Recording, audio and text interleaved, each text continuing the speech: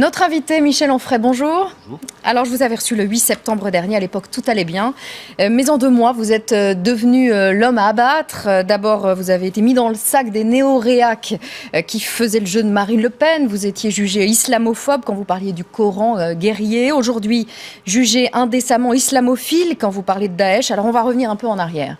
Le 8 septembre, vous êtes ici, vous commentez l'actualité. François Hollande parle de bombarder la Syrie. Voici un extrait de votre réponse. Nous devrions, nous, la France, cesser de bombarder les populations musulmanes sur la totalité de la planète en prétendant qu'elles nous menacent de terrorisme alors qu'elles ne nous menaçaient pas de terrorisme quand on a commencé à les bombarder et que c'est parce que nous les avons bombardées, sous prétexte qu'il y avait du terrorisme alors qu'il n'y en avait pas. Est-ce que vous imaginez qu'un Irakien voulait poser des bombes dans le métro parisien dans les années 90 ? Saddam Hussein finançait même les campagnes d'un président de la République, donc ça se passait bien, l'Irak et la France. Et ce week-end, on a appris que cet extrait servait de propagande à Daesh. Quand vous l'avez appris, quelle a été votre réaction ? D'abord, je n'y ai pas cru. Je me suis dit, bon, quelqu'un aura probablement bricolé quelque chose. J'ai un peu l'habitude avec le net. Et puis quand j'ai vu que c'était effectivement avéré, je me suis dit, bah voilà, on a la technique habituelle des journalistes. Daesh a aussi ses journalistes. On prélève un de mes propos, on le sort du contexte, absolument. Et puis on me fait dire ce que j'ai dit, mais ce que je n'ai pas dit dans le contexte, quoi. Selon David Thompson, qui est journaliste à RFI et spécialiste des mouvements djihadistes, vous êtes en train de devenir, je le cite, l'une des coqueluches de l'État islamique, traduit en arabe. Vous êtes partagé sur tous les comptes pro-État islamique parce que vous reprenez mot pour mot le discours de l'État islamique. Oui, j'ai jamais été traduit en arabe. J'ai écrit un livre qui s'appelle Le traité de la théologie. Je dis très précisément ce que je pense des 3 religions, dont l'islam. Ce prélèvement qu'on fait dans la vidéo de Daesh oublie quand même que dans cette même vidéo, on dit que je suis le plus grand des mécréants ou l'un des plus grands mécréants. Tout le monde oublie quand même cette chose-là. C'est-à-dire simplement, on a juste intérêt à me salir. Il y a des gens en France qui ont intérêt à me salir. Ça fait des années et des années que Libération me traite de pédophile refoulé, d'antisémite. Il y a quelque temps, j'étais le suppôt de Marine Le Pen. Maintenant, je suis le suppôt de Daesh, enfin le support de Daesh, du moins. Ça devient un peu n'importe quoi. Moi, j'écris des choses, je dis des choses depuis le début. Je vous écoutais tout à l'heure, Angela Merkel a dit qu'elle ne voulait pas intervenir de manière militaire. 53% des Allemands ne sont pas pour une solution militaire, mais sont pour une solution diplomatique. Font-ils le jeu de Daesh ? Sont-ils la coqueluche de Daesh ? Il faut juste arrêter. Tous ces gens qui arrêtent de penser, qui ont cessé de penser aujourd'hui, estiment que quiconque pense fait le jeu de Daesh. Ça devient difficile de faire son métier. Alors, propagande ou pas de Daesh, vous n'avez pas l'intention de changer votre pensée. En témoigne ce tweet posté quelques heures après les attentats du 13 novembre. Droite et gauche qui ont internationalement semé la guerre contre l'islam politique, récoltent nationalement la guerre de l'islam politique. Autrement dit, la France récolte ce qu'elle a semé ? Écoutez, je suis tombé sur un site et j'ai cité ce site sur mon compte Twitter. Vous savez combien de morts musulmans ont fait les guerres que nous faisons prétendument au nom des droits de l'homme depuis 1990 ? 4 millions. 4 millions de morts. On voudrait que l'Occident puisse supprimer 4 millions de musulmans et on estime qu'il ne devrait pas répondre. Alors je ne dis pas que le terrorisme est une bonne chose, je ne dis pas que Daesh est une bonne chose. Ça fait des années que je dis que l'islam n'est pas une bonne chose pour la République. Et il suffit de me lire. Je ne vois pas comment je deviendrai la coqueluche de Daesh alors que je fais l'éloge de l'hédonisme depuis toujours, alors que je fais l'éloge d'une politique de gauche libertaire qui est une politique athée en même temps. Je ne vois pas comment je pourrais être la coqueluche de ces gens-là. Simplement, on peut prélever effectivement quelque chose qui est ce que j'ai effectivement dit, ce que vous avez montré tout à l'heure et auquel je souscris encore, et auquel souscrivent plein de gens. De Villepin à Chevènement, qui ne font pas le jeu de Daesh pour autant, du Parti communiste, si j'ai bien lu, à la CGT, M. Martinez ne fait pas le jeu de Daesh, moi je souscris à ce que ces gens-là disent. Simplement, pourquoi quand c'est moi qui dis ces choses-là, d'un seul coup, on veut encore me salir, et M. Geoffrin, qui a quand même des problèmes psychiatriques à mon endroit, mais qui se sert de cette chose-là, comme depuis 5 années, là, la dernière fois c'était je faisais le jeu de Marine Le Pen, mais comment pourrais-je être islamophobe faisant le jeu de Marine Le Pen, et aujourd'hui, compagnon de route de Daesh? Il faudrait que je sois sacrément taré. Il faudrait choisir à un moment donné. Il y a un moment donné, il va falloir qu'ils choisissent. Alors j'ai déjà, je vous dis, été un pédophile refoulé, un antisémite, quelqu'un qui faisait le jeu de l'extrême droite. Ça fait beaucoup pour un seul homme. Vous dites que la France doit cesser sa politique islamophobe. Si la politique de la France était islamophobe, elle s'attaquerait à d'autres pays où il y a un peuple musulman, l'Arabie Saoudite, le Qatar par exemple. Oui, mais ils n'ont pas les mêmes moyens pour nous répondre. Je veux dire, on ne bombarde pas les pays qui ont les moyens de nous bombarder. On ne bombarde pas les pays qui ont la bombe atomique. Il y a plein d'endroits où on n'intervient pas et où pourtant les droits de l'homme sont bafoués. Simplement, on n'a pas intérêt à aller bombarder, par exemple, la Corée, où les droits de l'homme sont superbement bafoués. On ne bombarde pas la Chine non plus, où les droits de l'homme n'existent pas beaucoup. Simplement parce qu'on sait que la Chine a la bombe atomique et que ça ne se passerait pas comme ça. Donc il y a une stratégie, moi je trouve sidérant que cette fausse gauche prétende que je suis passé à droite, voire à l'extrême droite, quand depuis 1983, toujours M. Geoffrin, Vive la crise, Libération, etc., ils ont renié tout ce qui fait la gauche. Où elle est, la gauche libertaire et pacifiste, des Jacques Prévert, des Boris Vian, des Albert Camus. Tout le monde entonne le clairon aujourd'hui, il faut acheter des drapeaux. Il y a 15 jours, vous achetiez un drapeau, vous chantiez la Marseillaise, vous étiez un fasciste. Aujourd'hui, si vous ne chantez pas la Marseillaise et si vous n'avez pas de drapeau, vous êtes un fasciste. Il y a un moment donné où on se dit, il va quand même falloir recommencer à penser. Aujourd'hui, après les attentats du 13 novembre, vous pensez toujours qu'ils ne font pas bombarder Daesh ? Évidemment. J'estime que ça n'est pas en envoyant des bombardiers à partir de notre porte-avions qui jadis perdait son hélice qu'on va régler les problèmes dans les banlieues. Il y a deux fronts, c'est une guerre à deux fronts. Qu'on fasse un peu de géostratégie. Pourquoi Hitler a perdu la guerre ? Parce qu'il y avait deux fronts, un à l'est, un à l'ouest. Il y a deux fronts. Il y a un front sur l'État islamique, les terres de l'État islamique, et encore, c'est pas seulement Syrie-Irak, ça va beaucoup plus loin. Et puis avec des avancées du côté de la Tunisie, on le voit bien. Et il y a ce front-là, et puis il y a un deuxième front qui est totalement invisible, c'est la fameuse guerre asymétrique du terrorisme, où vous avez apparemment 1000 morts, ou 1000 personnes, peut-être 2000, qui sont susceptibles en France, un peu partout, d'obéir au calife quand il leur dira « allez-y ». Qu'est-ce qu'on va faire quand on aura attaqué la Syrie pour annihiler ou anéantir ces gens qui, dans les banlieues, sont prêts à agir à l'ordre du calife ? Alors justement, Gilles Kepel, qui était à votre place hier, nous disait le territoire de Daesh, c'est l'une des raisons des forces d'attraction de Daesh. Et lui faire perdre ce territoire, c'est lui faire perdre de son aura, et c'est donc affaiblir sa force d'attraction. Oui, vous savez, Gilles Kepel fait carrière en nous expliquant que l'islam est en train de s'effondrer. En l'an 2000, il nous disait que c'était le recul de l'islam, etc. Donc, je suis pas un grand lecteur de ce qu'il nous raconte depuis ce genre de choses. Moi, je vois d'autres qui nous expliquent. C'est parce qu'il explique, là, dans son dernier livre. Oui, c'est parce qu'il explique, mais je lis ses livres depuis longtemps et je vois ses thèses et je vois le réel. Et le réel lui donne tort. Donc, il va falloir quand même qu'on puisse penser les choses autrement. Je pense que Daesh n'est pas qu'un territoire. Daesh, c'est une religion, c'est une communauté déterritorialisée. C'est une idéologie, une religion. Mais bien sûr, mais c'est pareil, mais une religion c'est une idéologie. Ça n'est qu'une idéologie. Moi j'ai rien contre l'islam tant que l'islam est une affaire entre soi et soi, une affaire de croyants, de pratiques, de vie, etc. Le problème c'est quand l'islam devient politique, c'est-à-dire quand on nous dit maintenant vous allez vivre aussi comme moi. Et à partir de ce moment-là, cette religion devient une politique, d'autant que c'est une théocratie et que nous sommes une démocratie. Regardez, moi qui suis prétendument passé à droite, c'est aujourd'hui François Hollande qui prend des idées à la droite, voire des idées à l'extrême droite, et la gauche qui, comme un seul homme, souscrit à ce tournant à droite, comme elle a souscrit au tournant libéral en 83, comme en 90, elle a souscrit au tournant de l'OTAN en emboîtant le pas Mitterrand, qui trouvait que ce que disait George Bush, c'était une bonne chose. Bush, à l'époque, il a dit que c'était une croisade. Nous sommes dans cette logique de croisade depuis 25 ans.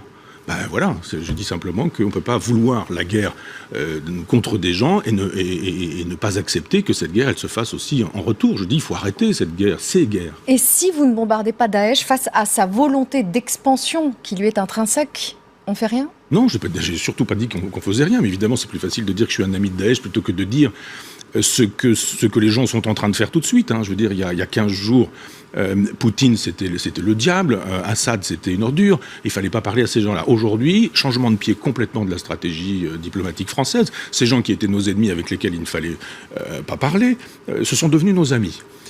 On a des relations quand il s'agit de vendre des équipes de foot, quand il s'agit de vendre des immeubles dans les beaux quartiers de Paris. On a des relations avec le Qatar, avec les Émirats arabes. On a des relations avec la Turquie. On sait très bien que ces pays-là ont des relations eux-mêmes avec le califat. Je crois à la diplomatie, je crois à l'intelligence. Je fais mon métier de philosophe, je crois à la raison, à l'intelligence. Vous pensez qu'on peut négocier avec Daesh ? Mais si on ne négocie pas avec nos ennemis, avec qui on négocie ? Alors on va me dire, ah oui mais Hitler, je n'entends que ça, c'est pas Hitler, il faut arrêter avec Hitler. Hitler il a perdu la guerre, on a l'impression qu'il l'a gagné, il est dans toutes les conversations, et ça interdit de penser, en nous disant le calife Ibrahim c'est Adolf Hitler. Oui bon d'accord, on peut penser ce genre de choses, mais c'est pas comme ça que ça fonctionne. Ce message que commente abondamment la presse qui a envie de me mettre la tête sous l'eau, c'est quand même un message qui dit, regardez ce que dit Onfray, s'il y a des bombardements, c'est parce qu'il y a s'il y a du terrorisme, pardon, c'est parce qu'il y a des bombardements. Moi je serais chef d'État, je dirais tiens, eux-mêmes disent qu'il y a une relation entre les bombardements et le terrorisme, ça veut dire que si on augmente le bombardement, on augmente le terrorisme. Donc vous pensez qu'il n'y aura plus d'attentats en France si on ne fait plus la guerre contre Daesh? Non, je ne dis pas ça. Je dis simplement que je suis sûr qu'il y aura encore des attentats tant qu'on continuera à bombarder. Je dis que tant qu'on n'a pas essayé la carte de la paix, la carte de la guerre me semble prématurée. Négocier, faire la paix avec Daesh, vous semble possible? Je pense qu'on pourrait très bien imaginer qu'on change de politique étrangère. On vient de le faire et tout le monde trouve ça très bien. Changer de politique étrangère en disant ça fait 25 ans que ces guerres que nous faisons et qui ont causé 4 millions de morts, je le rappelle, 4 millions de morts, ces guerres-là, il faut les arrêter. Il faut les arrêter, parce que nous les faisons, non pas pour les droits de l'homme, ça c'est le cache-sexe, mais pour les intérêts stratégiques, les intérêts de sous-sol, les intérêts de pétrole, les intérêts d'uranium. On n'est pas par hasard dans ces endroits-là. Prenez une carte géologique et vous comprendrez la géostratégie et la politique. Je dis simplement qu'on a des chancelleries qui se sont beaucoup trompées, qu'on a des diplomates qui n'ont pas fait grand-chose pour aller dans ce sens-là. Moi, je trouve que le grand Chirac, il était dans le refus de cette guerre et que le discours de Villepin était quelque chose d'extrêmement important et il s'inscrivait dans la tradition des Lumières françaises. Là, on est dans la tradition de Déroulède, de l'extrême droite. On est dans la tradition de Maurice Barrès, on est dans la tradition de Déroulède. C'est la gauche qui défend ce discours-là. C'est la gauche qui, il y a 2 mois, disait que j'étais passé à l'extrême droite. Ce sont ces gens qui, avec des coups de menton, s'en viennent nous expliquer qu'on va y aller, qu'on va leur en mettre, etc. Moi, je fais confiance à l'intelligence. Et si l'intelligence ne marche pas, alors je fais confiance à la guerre. Je ne suis pas un pacifiste qui dirait jamais la guerre. Je dis simplement, essayons toutes les cartes de la paix, de la diplomatie, de la négociation, parce que les gamins dans les banlieues qui sont prêts à tirer sur les gens qui sont sur les terrasses, ils écoutent le calife. Mais vous savez ce qu'on vous répond aussi, c'est quand vous dites « ils nous attaquent parce qu'on les bombarde », on vous répond aussi « ils nous attaquent parce que notre mode de vie, il le juge décadent, que l'égalité homme-femme, il le juge insupportable, qu'il y a les lois sur la burqa, les lois sur les signes religieux dans les écoles, et que c'est aussi ce qui fait de nous une cible ». Je le dis depuis des années, je suis l'un des rares à gauche à dire que les thèses de Samuel Huntington sur le choc des civilisations sont des thèses fondées. Pour avoir dit ça, j'étais aussi un type qui était passé à l'extrême droite. On le voit bien qu'il y a 2 civilisations. On le voit bien, la civilisation... Daesh, c'est une civilisation ? L'islam de manière générale est une civilisation. L'islam dont se réclame Daesh est une civilisation. Cette idée dans laquelle on veut nous enfermer du genre « nous sommes les civilisés, ils sont les barbares », c'est exactement la même chose que pendant la guerre 14-18. J'ai travaillé sur cette question. Le grand Bergson était tombé dans ce piège-là en nous disant « les Boches, c'est des barbares ». Ce sont des barbares, ils mangent les enfants tout crus. On disait ces choses-là à l'époque. Bergson soutenait ces choses-là. Et puis en face, on disait, nous, c'est la civilisation. Et bien là, on est en train de faire exactement la même chose. Tout le monde est tolérant, tout le monde est cosmopolite, il faut aimer tout le monde, et puis d'un seul coup on se dit mais cette civilisation, c'est pas notre civilisation. Moi je préfère la civilisation du football, j'aime pas le football, mais je préfère la civilisation des apéritifs en terrasse. Je préfère la civilisation des jeunes filles, des jeunes femmes libérées. Depuis que je dis ça, on dit que je suis islamophobe. Je dis simplement, on n'a pas combattu pour nos valeurs. Aujourd'hui, tout le monde découvre que, effectivement, il aurait fallu combattre pour nos valeurs. Vous pensez souhaitable le développement d'un mouvement pacifiste en France ? Il existe en Allemagne. Je vous dis, 53% des gens sont contre. On va voir. Moi, je veux pas dire j'ai eu raison trop tôt. Je dis simplement prenons date. On va voir.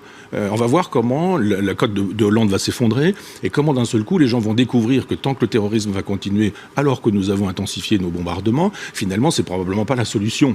Et où s'arrête alors le pacifisme et où commence le collaborationnisme ?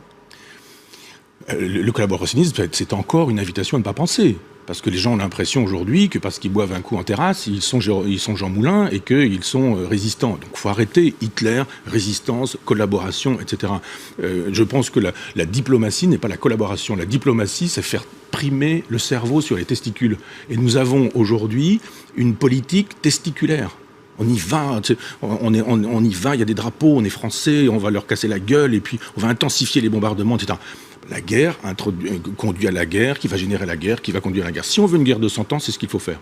Si on veut retrouver la grande tradition intelligente d'une gauche qui était pacifiste sans être pour autant opposée à la guerre quand il fallait la faire, eh bien à ce moment-là, on retrouve cette idée que nous avons des grands diplomates, que nous avons des gens comme Chevènement, nous avons des gens comme Villepin, qui sont capables aujourd'hui de faire des missions de bons offices auprès des ambassades des pays dont je parlais tout à l'heure, pour accéder à des gens avec lesquels on dîne avec la grande cuillère. C'est comme ça qu'on fait quand on est avec le diable, parce qu'effectivement, on ne négocie jamais qu'avec nos ennemis.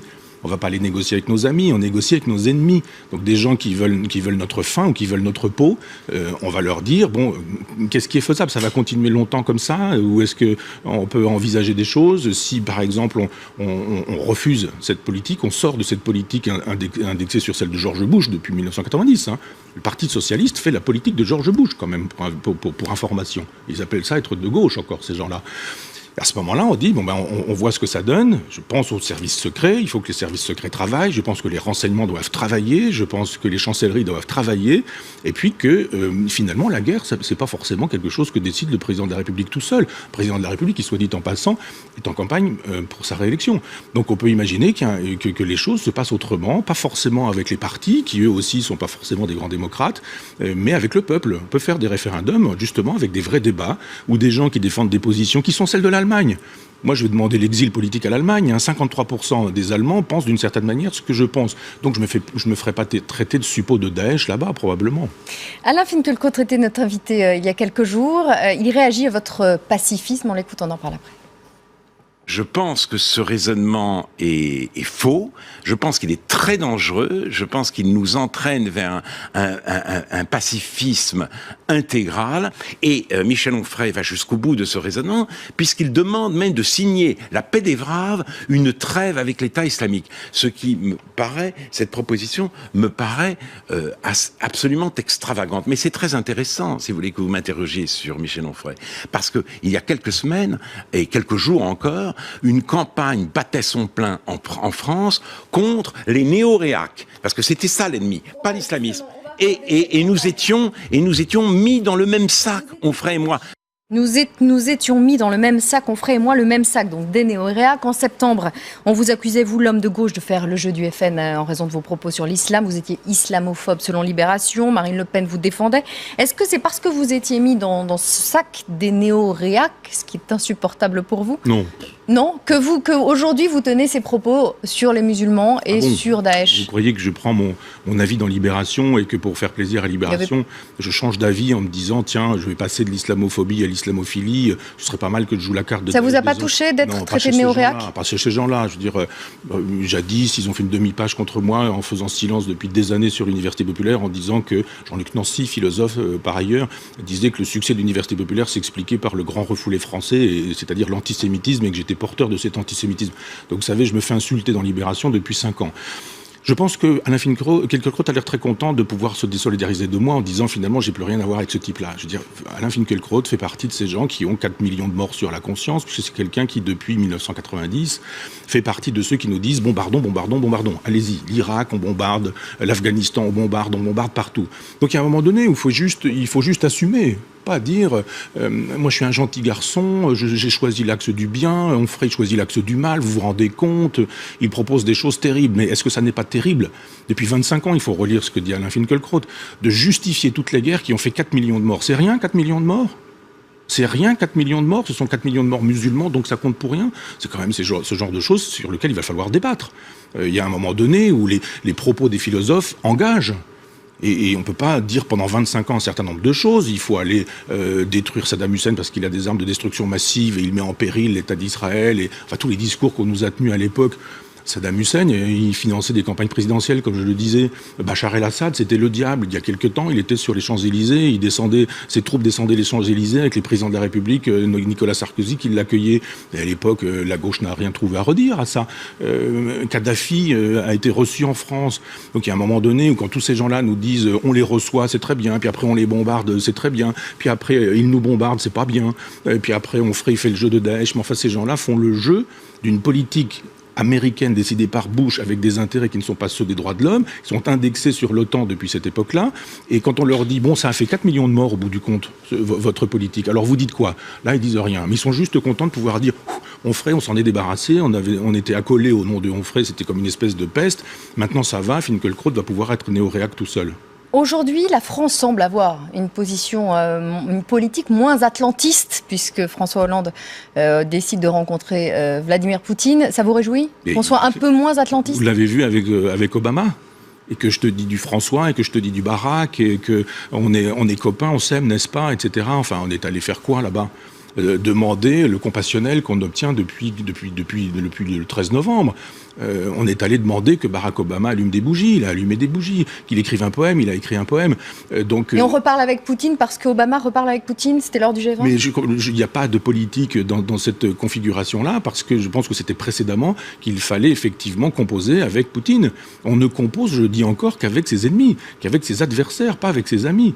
Est-ce que sur notre sol, les nombreux hommages que vous avez pu voir, qui sont rendus actuellement, l'émotion vous semble une réponse pertinente ? Non, c'est pas une réponse pertinente, je la comprends. Je comprends l'émotion, je trouve simplement qu'il y a un moment donné où le problème, c'est pas l'émotion, c'est l'exposition d'émotions. Moi, je trouve que ça manque de décence. Voilà, c'est tout. J'ai de l'émotion. Vous ne pouvez pas imaginer que je reste insensible au fait qu'on massacre 200 familles. Ce sont 200 familles détruites, ce sont 200 personnes, mais ce sont 200 familles qui sont détruites. La douleur de tous ces gens-là. Et on me dit, mais vous vous rendez compte, votre tweet, là, comment ça peut blesser les familles ? Mais les familles, elles sont blessées parce qu'elles ont perdu un enfant, un garçon, une fille. Vous parlez du pitoyable Pré-Fort-Paris dans une... Mais oui, ça veut dire quoi qu'on a comme réponse que prier ? On a ça comme réponse, prier, c'est-à-dire quand on est président de la République, quand on est l'héritier théoriquement du général de Gaulle, on dit voilà, la solution pour nous c'est prier. Et en anglais d'ailleurs on le dit. J'estime que moi l'athée, on est tombé bien bas dans cette France prétendument des Lumières. C'est fini la France des Lumières, je pense. C'est fini. Puisque dans la patrie de Voltaire, on nous dit que la solution à ce terrible drame, c'est la prière. C'est-à-dire très exactement le discours des Américains. Il faut prier. In God we trust. Ben non, moi je suis athée, et l'athée que je suis dit arrêtez avec vos guerres de religion. Moi j'en ai assez, moi, du judéo-christianisme qui s'oppose à l'islam et à l'islamisme. J'en ai assez des dieux et de ces discours qui ont 20 siècles ou 25 siècles, ou un peu moins pour l'islam, et qui sont des discours qui nous pourrissent la vie. C'est un discours régressif. Je souhaiterais une politique libertaire et pas libérale, et une politique de gauche et pas de droite, s'extrémisant à droite avec la gauche qui la bénit. Allez, un peu de rêve pour finir. Votre livre, L'Étoile polaire, est un conte illustré par Mylène Farmer, une histoire qui met en scène des baleines, des vikings, des pierres qui polarisent la lumière et qui permettent de ne pas perdre le nord. Un conte philosophique qui est fait pour les 7 à 77 ans. En gros, même s'il faut aller plus loin maintenant. Vous savez, je n'écris pas pour un public en me disant j'ai une cible et je vise. Très précisément, c'est une histoire un peu longue. Mais enfin, c'est un texte que j'ai écrit pour le fils d'un ami. Parce que j'avais écrit une version adulte, on dira, et que je ne savais pas s'il était en âge de lire cette version adulte, et je me suis dit, elle était c'était un long poème, et je me suis dit, je vais faire une version en prose, un peu prose poétique, et puis en même temps plutôt destinée à ce garçon qui a une dizaine d'années. Et après, moi, j'ai pas d'enfant, donc je sais pas ce que ça veut dire écrire pour quelqu'un qui aurait 5, 6, 7, 8, 9 ans, ou 9, 10, 11, 12, 12, 13, 14, je sais pas. Donc je l'ai écrit en me disant, ce qui serait bien, c'est que tout le monde y trouve son compte, et que ce soit un compte à entrée multiple, et que les enfants puissent le comprendre, mais que les adultes puissent le saisir aussi à leur manière. C'est une belle affiche, Michel Onfray, Mylène Farmer. Qu'est-ce que vous avez en commun, tous les deux ? Je pourrais dire des choses gentilles sur elle, mais si je dis des choses gentilles sur elle, des choses gentilles sur moi, je voudrais pas. Mais ce que je sais de Mylène Farmer, c'est que c'est un personnage authentique. C'est que c'est un personnage dont on dit beaucoup, qu'elle construit un mythe ou qu'elle entretient un mythe, et que c'est pas du tout vrai. C'est pas du tout vrai. Elle est simple, vraie, fragile, parce que ce monde des médias, le monde des gens avec leur jalousie, leurs envies, leur médiocrité, leur bassesse, etc., elle est un peu tétanisée devant ce monde-là, donc elle vit une vie d'artiste. C'est-à-dire que tout dans sa vie converge vers son œuvre. Et il y a une œuvre. Et je me sens très proche de cette façon d'être au monde, c'est-à-dire savoir que le monde n'est jamais bienveillant, surtout en France, à l'endroit de ceux qui ont du succès avec le public, du succès populaire, une grande tradition catholique. Donc quand on commence à faire des livres qui se vendent, eh bien, effectivement, on est un pauvre type, on n'est pas un philosophe, on est moins que rien, etc. Donc si on vend des disques et beaucoup de disques, bah, évidemment, c'est rien du tout. Il vaut mieux être un gratouilleur de cabaret qui touche 3 personnes à la fois, parce qu'on estime que là, c'est très grand, et là, vous aurez une dernière page dans l'IB. Et ces attaques, justement, elles vous inciteraient, vous, à vous mettre plus en retrait, comme Mylène Farmer, à être moins présent dans les médias ? Est-ce que parfois, j'imagine que vous êtes atteint par... Non, je l'ai été il y a très longtemps, quand j'ai commencé à avoir une vacherie de temps en temps dans un journal, et que j'estimais ne pas la mériter, parce que je dis, mais on me reproche des choses que je n'ai pas mérité. Puis après, j'ai vu comment ça fonctionnait. Puis après, le succès aidant, plus vous avez du succès avec les gens, avec le peuple, plus l'élite vous déteste. Et à ce moment-là, j'ai compris l'espèce d'enchaînement. Je vois bien pourquoi aujourd'hui je suis l'homme à abattre. C'est-à-dire Cosmos fait 150 000 exemplaires. Eh ben, c'est pas sans relation non plus avec le fait que la détestation d'un certain nombre de gens est totalement lâchée. Donc, moi, ça va pas me calmer. Hein. Bon, et on souhaite le même succès à L'Étoile polaire. C'est publié chez Grasset. Merci infiniment, Michel Onfray. Merci d'être venu sur LCI. Très bonne journée à tous. À demain.